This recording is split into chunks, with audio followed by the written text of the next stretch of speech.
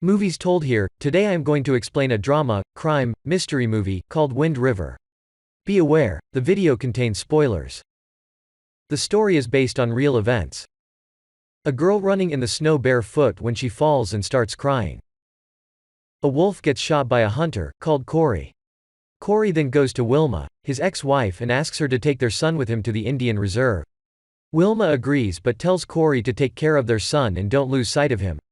As Corey leaves with Casey, you can feel the tension between Corey and Wilma. Wilma tells Corey that she is going for an interview to another city, and if she gets the job, they'll have to talk about Casey's alimony, since the schools and cost of life in Jackson is much higher. Corey reassures her that everything will be okay.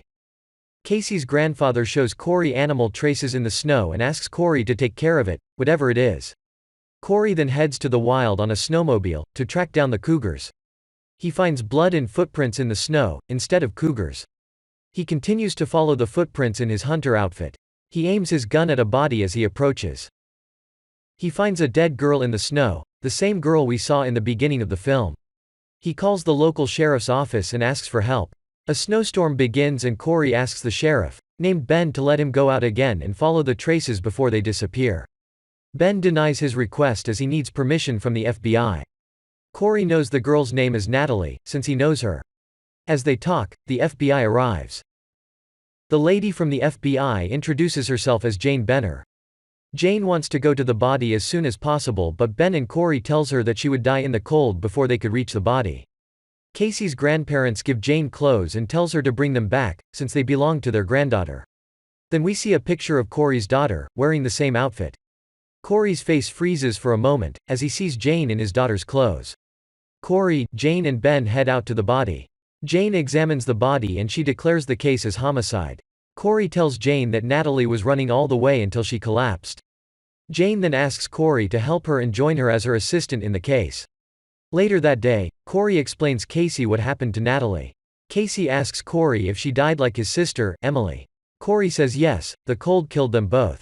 The next day, Jane visits the coroner and the coroner tells her she was raped multiple times and beaten. Jane gets into an argument with the coroner, since he cannot declare the case as homicide. Without a homicide case, Jane is unable to call an FBI team to the reserve and has to solve the case by herself with the local Indian police. Jane and Ben visits the dead girl's parents and they start questioning the father, Martin. Jane's behavior upsets the family as she approaches them without respect and sympathy. Corey knocks on the door, Martin opens it and bursts out in tears. They talk about how Corey processed his daughter's death. Corey tries to confront Martin and he tells him he shouldn't try to avoid the pain, unless he wants to forget about the memories of Natalie. Martin tells Corey he is too tired of life and his son is also lost.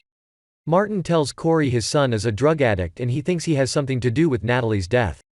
Corey tells Martin if he finds out who did it, he'll shoot right away. Jane, Corey and Ben visits Natalie's drug addict brother. Jane and Ben knocks on the door while Corey looks around. A man opens the door while being high on drugs. He sprays them with pepper spray. When they try to run out at the back door, Corey hits them with a shovel, knocking them unconscious. Jane enters the house half blinded and she gets shot at. The man misses the shot but Jane shoots him multiple times, killing the man. Natalie's brother, Chip, learns that his sister is dead. Corey shows Jane how unexperienced she is and she should take his advice and follow him. They find a snowmobile trace leading to the place where they found Natalie. They follow the trace until they find another body, naked and frozen. Corey asks to talk to the boys, but Jane refuses since they wouldn't be able to use it on the court. Corey talks to Chip nevertheless. Chip tells him he isn't even an Indian, why he cares about the place. Chip tells Corey he met Natalie's boyfriend, an older guy who is a security guard at the drilling rig. Corey visits Wilma and reassures her it isn't about their daughter, Emily. Wilma shuts the door and Corey leaves. Jane meets up with Corey and tells him the man they found in the snow was Matt, a security guard at the drilling rig. Corey invites Jane in and Corey tells Jane about his daughter Emily. Corey tells her he went out with Wilma for dinner and they left Emily with their son Casey. Emily threw a party while their parents were gone and even people they never met showed up for the party. The next day Corey got a call from Natalie and she told him Emily disappeared. A shepherd found Emily's body 30 kilometers from their home. They couldn't find out much since the wolves teared Emily's body to pieces. After some time, Corey tells Jane that the dead body was Natalie's boyfriend, since Chip told him earlier. On the next day, Corey, Jane, Ben and the local police heads to the drilling rig. Ben feels like they need reinforcements even if only Jane has the authority to act on the drilling rig's ground. The convoy heads to the rig, but Corey takes the high ground with a sniper rifle. When Jane and the police arrives, they pretend they don't know their security guard, Matt, is dead. Jane asks the guards what happened to them, since they have bruises all over their face. The guards lead the police and Jane to Matt's cabin, but you can feel the tension rising in the atmosphere. Corey finds the cougars and starts following them. When he finds the cougar mother dead, lying on the ground, he starts observing the drilling rig. The guard accidentally reveals he knows about Natalie, even though they never publicly announced it. As the guards start to encircle the police and Jane, they all draw guns at each other. Jane tries to calm down everyone, but the sheriff deputy feels like the drill workers just waiting for a moment to shoot them. Eventually, the deputy puts away his gun and they all go to Matt's cabin. Corey tries to reach Ben to warn him, but gets no answer. Jane knocks on Matt's door, where his roommate, Pete, is sleeping. We switch to the night when Natalie was killed. Natalie knocks on the door, as Matt opens it.